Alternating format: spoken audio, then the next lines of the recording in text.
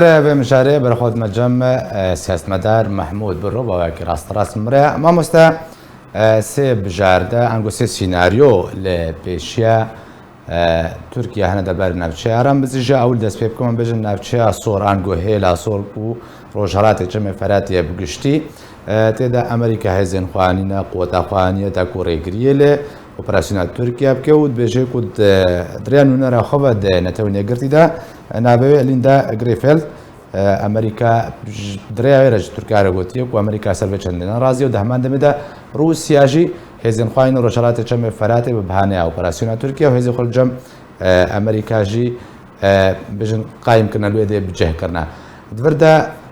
تشرو وجوا پیشچونه روشالات چم فراتي سيناريو كيرتين بجن نافچ روشالات چم فراتي دي ج اوپراسيون تركيا و باراستي بن بله ما مستازنا سلاوريز بوتا وتماشاوان وقهدار بالنسبه للسيناريو يانجي اكود به هريما صور کو بتيبتي دجير كنترول امريكا ديا ودبره کو دجير دسلاتداريا قصدي ديا بالنسبه تركيا در باسبونا و منطقي و الوزي جير زحفتر بن جهر السيناريو يدي بون قيرت كارن سروا با بله ما يك بيقدر باسبون ما مست محمود يك بيك مدر باس السيناريو ابل بله ما قلت سيناريو كي جير زحمته يعني شاو زحمته بالنسبه امريكا اني نهار روسيا او دبريكو بهتر دجير كنترول روسيا اذا التجربه بريا نهار بير هيا وبريا نهار رح لقى كاس روسيا ستاند وقود اكراني او خود جياني زمان اوبراسيونا هم بيجن مرطالي فراتي انجي شوكلي زيتوني انجي كاني عاشتي وبسده ميويجي حمور رح لقى كاس روسي بو و هشت و درباسی و هرما به و داگیر بکی دور به حسن کار دترن بالنسبه کومرو هن برجوند استراتژیک ای روسیا ده هرمه دا و ای ترکیه جید هرمه دا بده برجاوه هفدو براورد بکی لگل امریکا مرود بینه کو سیناریو یا کو درخه هیلا سور یعنی جی منطقه سوری کو امریکا کنترل آویده که زحمتیه و زیده ترن و تا هنکی دوری چت بیجه یعنی دوری پراکتیکی دبیج بلی کو گلک مهانه و صدمه دیهنه گرمو بریه که دوی هرمی دا چه دکن ری از بینم هنکی زحمتی آوی زیده تره باشا ما مستمع بین نافچه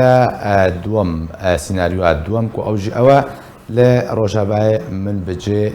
وري انجام دان و کو ركفنا كامريكيا تركيا كم جد دربار دهيكو چقدارن یا پاکی وجود دور بکن و انجمن کسبیل وری آبادکرد اب حتی چراده که داغره ده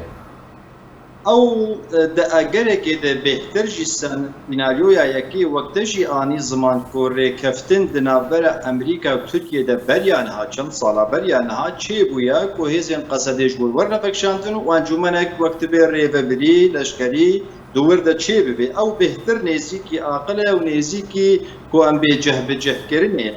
برچه برکو او هریم دوباره مثلا امریکا کنترل یاوید که لیدور دا مطرسیا یعنی ام بیجن ضرریا کو زیده وری سر هریما کو دجیر دستی قصده دیا نوکه هفا یعنی لورد کاری به هنکی کمتره امریکا جید برده مجبوره کاری که خوبه که کواه غالبندی خوی وقتینه رازی بونه که جوار جید چه جبو بردوامی کلی دناوا امریکا واداش بو مثلا آرمانجا سرکی امریکا شرطجی ارهابی وکا گوبناف دکن شرطجی داعشی کابی چنا دین هم کارن لی بکن کو او بخوش دهن باس که خود براستی کارو باری ارهابی دکن باشا اما مست محمود بس تشتك جد وردها اگر کو تركيا ريشي روجافاي من بجيبكي لمن بجي طبعا روجافاي فراتي لمن بجي اگر هيك كونغرس امريكا سزاين كيفن سال 2019 لسر تركيا اكتيف بكي يعني اف جي اگر كمزنا تركيا اجبر سزاين ابوري اوبراسيون ويد برجي انجام ندي او صدمه سرکیه تدی مگو کارانی نوی زیادتر نزدیکی عاقله لی او صدمه تدین زمان براستی هنکی ریگر بطیبتی دما گود کنگرس امریکی دا وقت دزگاه دموکرات و بدی رنگی هانا بریارە سەرۆکاتی تێکن گەشەکە مەزن کۆنگریت بە چبێ یانی دکارن هەر تشتی بەر بۆ هەرامتنێکێ ببن وا سزای بۆتە ئانی سمانژیکێ بڕاستی جاردی بکنە کاردا یانژی فعالیەتا وێنا زێدەتر بکن لەو ماژی ئەس دەبێژم چێ ئەو سەدەم هەن بە هەن وەک دەبێت دووراییە پێکانینە سیاسەتە ئەمریکیدا نابێ ئالۆزیەکە مەزن دبێ ئالۆزیەکە سڤک زەحمەتیەکە سڤکە دبێ کۆ بە هەسانی پیژعالیە ئەمریکا بەوەرێ هێناندن و ڕێکەفتنا خەڵک تورکیە دوێ هەرێمێدا ئاکەون ئابەریان هاکوچێترن پێک بێنێ یان لە هەموو وەکت وارێ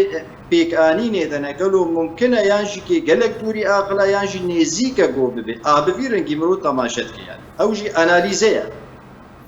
باشە مامۆستا ببێن سەر ناوچەیە کەسک ئەنگوێک و تێدا گلۆپا کەسک ji Tirkiye were bêxistin taku operasyonê derbixê ango encam dê ew jî li ser Rifetê herçende ew dever dibin destê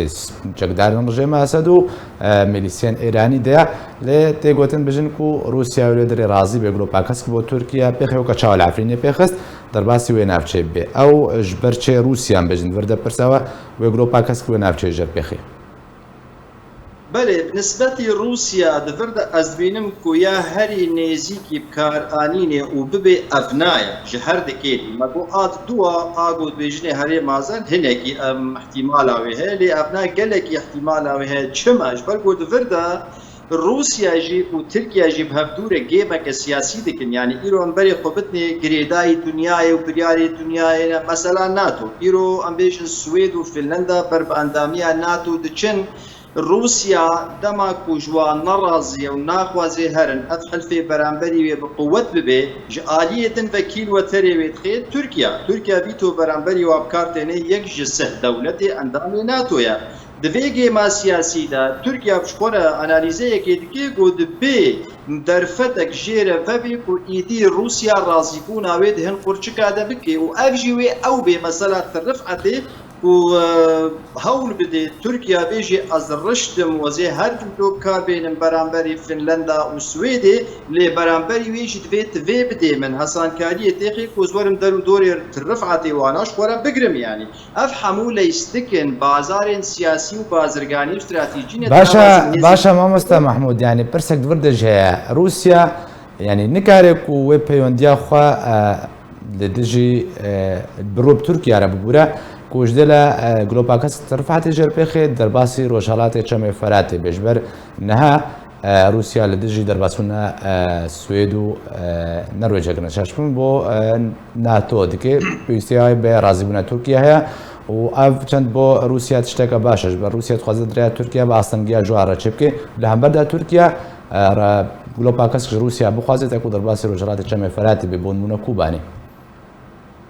بالنسبة زلهێزی دنیای دەردەما بۆ پێنگاوێک لەشکری یانجی سیاسی دیبلۆماسی دەدەن بەری هەر تشتی دەبیڤن کا زەرەراوا چییە و سوودمەندیاوا چییە نسبەتی هێلا ترفعەتێ کۆمەگۆ هەرێما کەسک مەبنا بکرد لەوەر زەرەرمەندیا رووسیاوێ تونە بێ هەمانەمان چماش ئالیکی دەوێ قزنجیەش تورکیا بکەش بۆ دژی فنلەندا و سوێدێ بیتۆ بەردەوام کاربێنێ نەهێنێ بنە ئەندامێ ناتۆ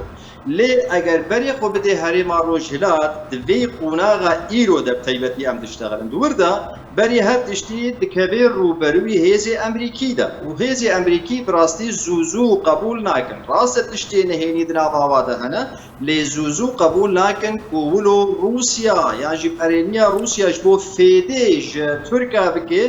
تایبەتی مەسەلا ناتۆی ئەمریکا وێ بێدەنگ نەمێنێ وێ قبول نەکێ وێ ئەستەنگیەک مەزل پێشیاوێ چێکێ بنسبەتی ئەوەکە بنا بکن ڕۆژهلاتی فەرەن باشە مامۆستا محمود داوین پرسیار یانی دیڤیدیۆیەکەرە داهەبدیتنێکەدا مەزلوم عەبدێ دەبێژێ ئەم وەکە قەسەدێ وەکو ئەو باسکەم سەر بە هەر شنافتێتکێ کارن پلانە تورکیا ڕاوەستێنن و ئەو هێزێک وێ پلانێژ ڕاوەستێنێ جەموان هەیەوەکە قەسەدا تچاوە کۆمنتاتان گۆشتۆڤاتش وێ گوت ناویرە چیە ژبیر نەکەک و داعفرینی دەژی بوون سەرێکانی دەژی بوون گرێسپی دەژی بوون مامۆستا دەما کوتبێ پرسێژنەکێ گوتنەکە گەلک قەلە و ژوامەستر تێ بەرچاوێ من ئەوژی وەختێت گوتن بەرخوەدانە سەردەمی واتە کوێ پەلێ دارا بخۆن لێ عەفرینێ بەرنادن مەدیب چ ڕەنگێکی عەفرین بەردان و ماڵا عەفرینێ و عەفرینیا خراکردن و وێران بله براست وتنك بكنوكة سياسة دا بهستو هالوسطى ملت كان جبركو تجربة يا وات شكستنا سياسي ولشكري دا بري هيا وتيروجي بردواما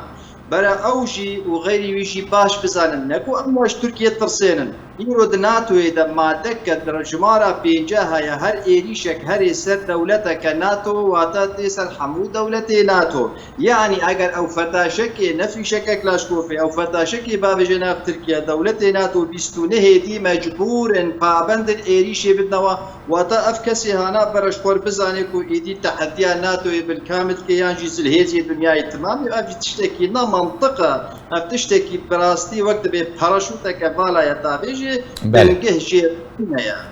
قالك سباس جوي سياست مدار محمود بالروك تمراوي قالك سباس مامستا